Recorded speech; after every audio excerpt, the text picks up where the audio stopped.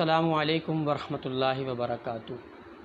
حضرت انس رضی اللہ تعالی عنہ فرماتے ہیں کہ مجھے بنو مصطلق کے لوگوں نے حضور صلی اللہ تعالی علیہ وآلہ وسلم کے پاس بھیجا کہ معلوم کیا جائے کہ ہم آپ علیہ الصلوۃ والسلام کے بعد اپنی زکوٰۃ کس کے پاس جمع کرائیں۔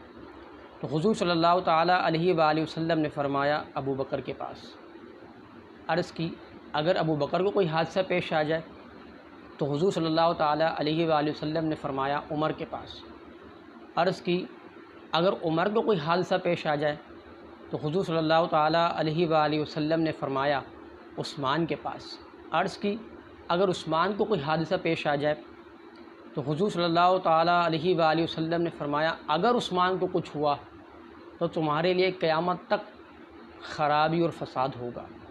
ناظرین، واقعی آج تلک امت مسلمہ فتنوں اور فساد میں گھری ہوئی ہے۔ مختلف قسم کے فتنے جنم لے رہے ہیں۔ اللہ تبارک و تعالی ہمارے ملک پاکستان کی حفاظت فرمائے اور اللہ تبارک و تعالی فلسطین کے مسلمانوں کی مدد و نصرت فرمائے۔ اس حدیث پاک میں حضرت ابوبکر صدیق رضی اللہ تعالیٰ عنہ کی خلافت بلا فصل کی طرف اشارہ ہے۔